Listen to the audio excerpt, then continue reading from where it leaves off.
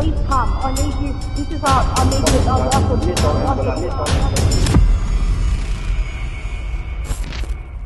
On May 4th, 2017, a man cycling on the roads near the Foch swamp in Castellet, Barcelona, was in for a surprise. He came across a completely burnt Volkswagen Golf GTI. Without hesitation, he promptly called the police, who arrived and began examining the vehicle. They were calm, thinking there wouldn't be anything inside, maybe just a problem between people. But upon opening the car trunk, they were surprised. They found a body reduced to ashes so badly that they couldn't determine the age or gender. Suddenly, everything changed. Who could this person be, and why did it end like this? With so many questions, they couldn't imagine that this crime would become one of the most talked about in the country. Rosa Peral married Ruben Carbo at the age of 19, and for a while, their life together was uncomplicated. They were happy, and everything was going well. However, things changed when Rosa, at the age of 23, started working at the Barcelona Urban Guard, where her husband also worked. Since then, she had several lovers, something Ruben knew but preferred to ignore to maintain the relationship. In 2008, everything took a turn. Rosa sent an intimate photo of herself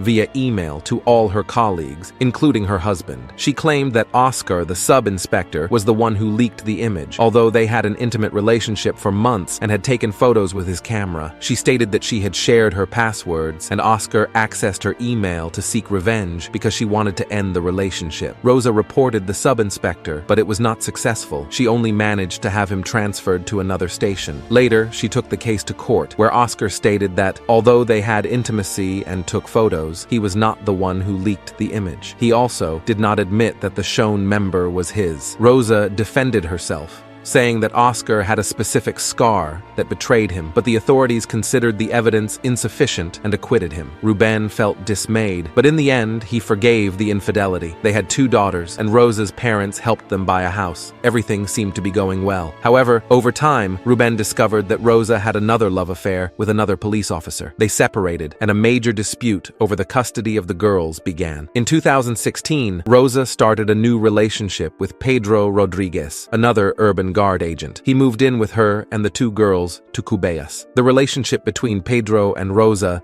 began in a complicated moment. Both were in the midst of divorces and fighting for custody of their children, causing tensions. Their past problems had a significant impact on them. Arguments between them became frequent, and the situation worsened. However, everything changed on May 4th, 2017. A cyclist from Calafili came across a burnt Volkswagen Golf GTI near the Foch swamp. He immediately notified the police, but when they arrived, the flames had completely destroyed the vehicle. This incident not only disrupted the lives of Pedro and Rosa, but also had an impact on the entire country. Initially, they thought it was a possible settling of scores, something common in feuding groups. But upon opening the trunk, they encountered something shocking, a charred body. They noted the license plate and checked with the central system to identify the owner. Minutes later, the news left them breathless. It was the agent, Pedro Rodriguez, 38 years old. The body was unrecognizable, making it impossible to determine if his car had been stolen or if it was indeed him. Attempts to contact Pedro were unsuccessful, raising suspicions of foul play. Forensic experts meticulously examined the scene and found a crucial detail, a piece of metal with a serial number. They aimed to obtain Pedro's medical history and discovered that he had back surgery for a herniated disc, during which a screw was implanted. The piece of metal found in Pedro's body had the manufacturer's name and serial number matching a similar object at the crime scene. There were no doubts left. Pedro had been murdered. The investigators began their inquiry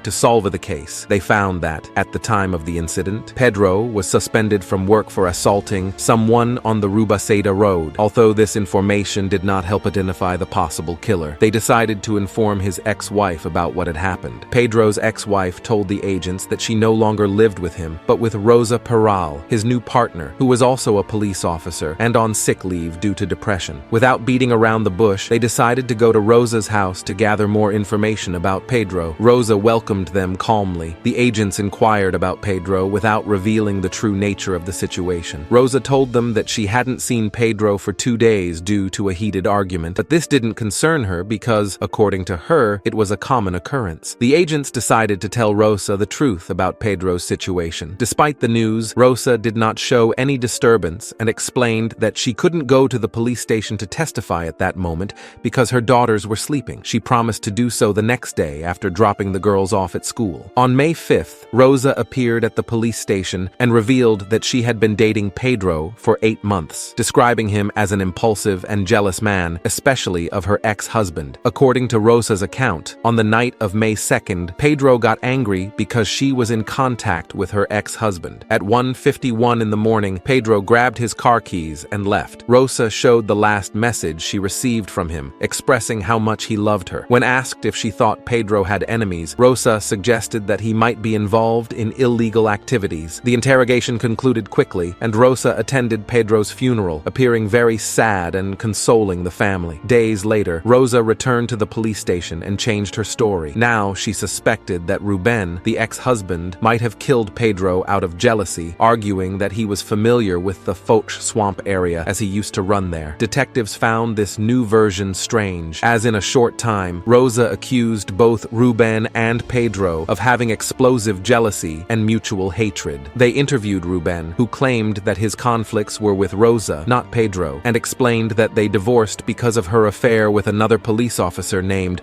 Albert Lopez. Noticing that Rosa had more lovers, the agents chose to follow that lead. They interviewed Albert to inquire about his relationship with her. He shared that he fell in love with Rosa in 2012 when they were patrol partners. They were together from 2013 to 2016, and the reason for their separation was her desire to marry, which he did not share. However, months later, they rekindled their relationship, but Albert was not as tolerant as Ruben. Jealousy resurfaced, and they stopped seeing each other. They did not communicate until May 1st, when Rosa called him distressed, saying that Pedro had left and she feared he wouldn't return. Albert went to see her on his motorcycle. They talked until he managed to calm her down, and then he heard no more about the matter. Upon hearing the testimony, the agents considered that everyone might have motives to harm Pedro. Both Rosa, Albert, and Ruben could be suspects, so they began to investigate each one further. Like Pedro and Rosa, Albert had a problematic police record. In August 2014, he was linked to the death of a street vendor named Jose Antonio Gonzalez. Reports indicated that Albert and Rosa were patrolling in Munsuit when they attempted a police check on Jose. He stabbed Rosa with a knife and fled. Albert chased him until he fell down a ravine. Although both officers claimed that Jose fell on his own, the investigation suggested that Albert might have pushed him, causing his death. Rosa testified in court, exonerating Albert, and Jose's death was considered an accident. The situation became stranger as no one had a clean record except Ruben. They discovered he had a solid alibi and witnesses placing him at home the day before Pedro's death. Ruben was officially removed from the list of suspects, and all attention turned to Albert and Rosa. The police confiscated their phones to review geolocation and understand what happened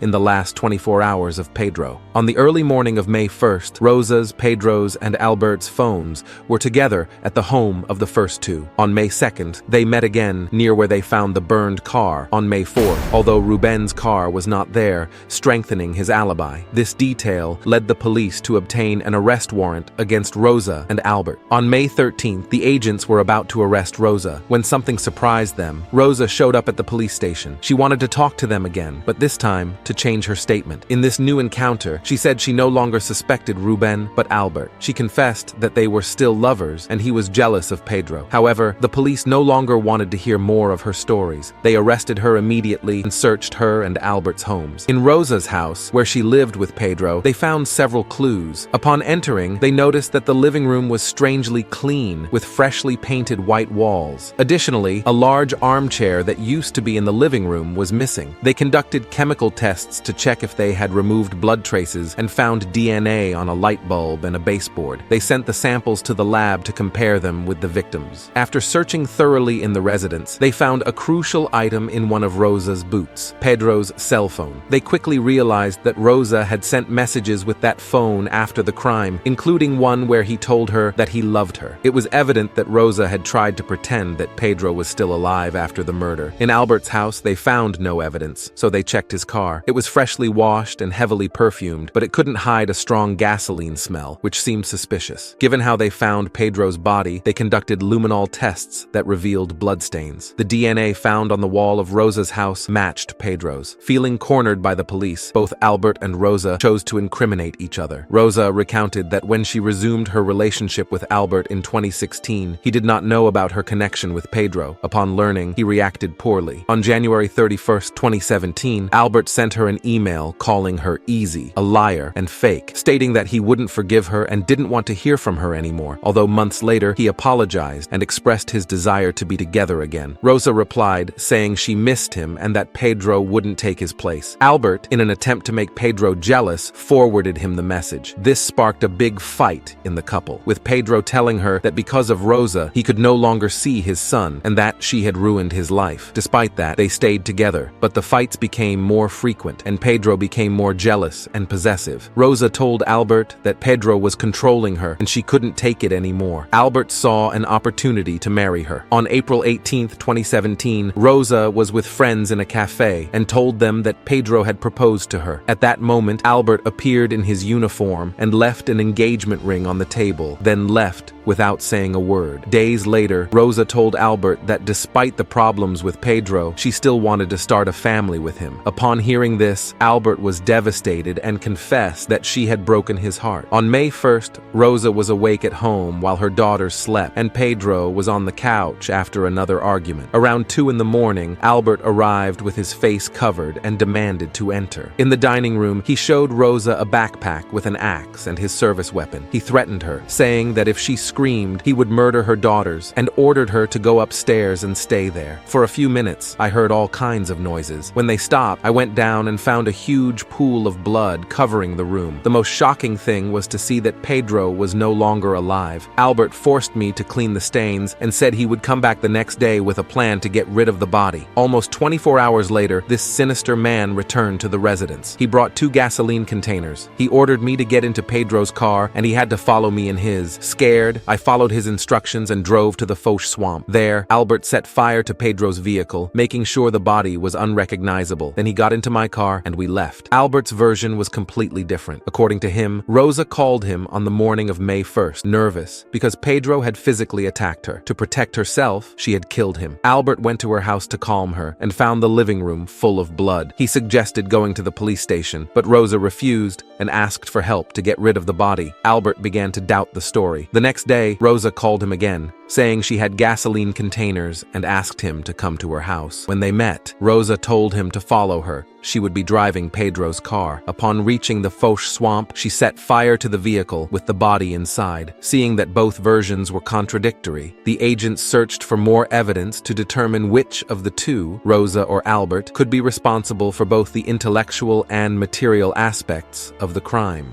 Phone records revealed that Rosa had another affair outside her marriage with a neighbor named Manuel, who also had a partner. After exchanging some photos, Manuel asked Rosa to delete them to avoid problems. She replied that she would, mentioning Pedro's violent nature, her husband. On the morning of May 1st, Manuel sent Rosa a message mentioning the sound of a chainsaw disturbing him, to which she responded that they were probably cutting trees and not to worry. The fact that chainsaw noises were heard the night of the incident with Pedro was suspicious. Although these pieces of evidence pointed to Rosa as the culprit, upon checking Albert's phone, they found that the emails Rosa claimed to have sent were real. Both had equal chances of being the authors of the crime. The agents believed they had conspired to get rid of Pedro and resume their romantic relationship. Thanks to the clues and testimonies gathered, they managed to reconstruct the case. On April 8, 2017, Rosa told her friends in a cafe that Pedro had proposed to her. Later, Albert arrived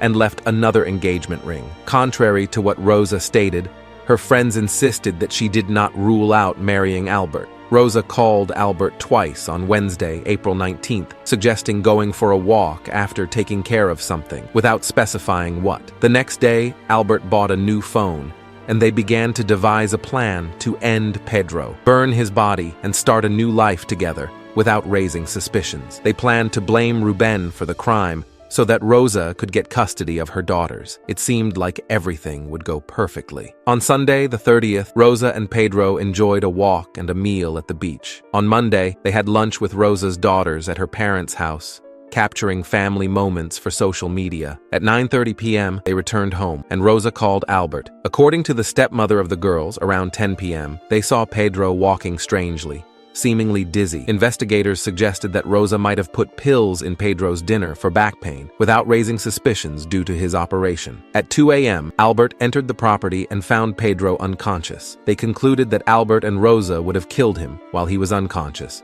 using an unidentified weapon. Following messages with Manuel, they assumed that after killing Pedro, they cut the couch with a saw to eliminate evidence. During the afternoon, cameras showed Albert buying gasoline. Later, both, with Pedro's phone, went near Ruben's house to mislead investigators. They used the phone to send messages from there, pretending that Pedro was alive. Then, they went to the Foch swamp, set the car on fire with the body, and Rosa sent messages to feign normalcy. On May 4th, Rosa and Albert attended a party as a happy couple. This behavior ruled out Rosa's self-defense theory. With this official version, the process to imprison Rosa and Albert began. The first hearing took place on February 3, 2020, accusing Rosa and Albert of murdering Pedro on May 1, 2017. Supposedly, they hid the body in the car trunk and took it to the Foch swamp to set it on fire.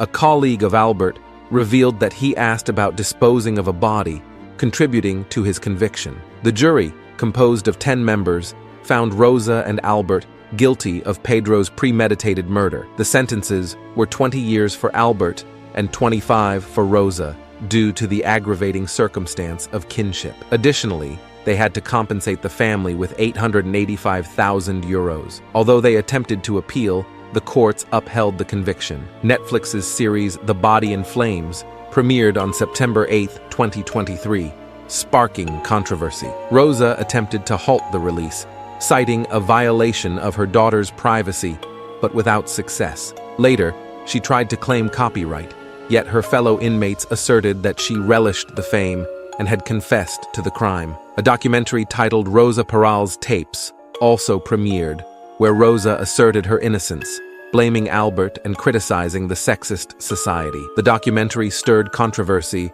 due to alleged manipulation of participants. On September 20, 2023, the government of Catalonia initiated proceedings against Rosa for her media talks. The Department of Justice sanctioned her, restricting her calls and video calls solely to direct family members. If she attempts interviews using these numbers, could she become cut off from the outside world? However, Rosa's troubles in prison did not end there. The lawyer for Pedro's family sued her for potential asset concealment, as she had donated half of her house in Cubelas to her father a few weeks before being convicted. Suspicions arose that it might be a strategy to avoid compensating the victim's family. Furthermore, Rosa underwent multiple prison transfers. In 2021, she stirred conflicts by engaging in romantic relationships and behaving possessively with her fellow inmates. She maintained an open relationship, but only she could be with other people. She accumulated infractions for concealing a mobile phone in her cell. Initially sent to Abrians, she is now in Massendrick. Currently, she spends most of her time alone and has no influence over the other inmates. She studies law and works within the prison, without receiving payment for the documentary or the series. If Netflix pays for her participation, the Barcelona audience will seize that money for the compensations outlined in the verdict. When she completes her sentence, she will be on probation for 10 years and must stay 1,000 meters away from her ex-partner's family. Rosa has the chance to start anew, but the repercussions of her dreadful actions will linger forever. I want to thank you once again, dear audience, for being here. Thank you for taking a moment of your time to explore another case on this channel. If you haven't subscribed yet, I warmly invite you to do so and become a part of our community. Until the next broadcast, have a good night.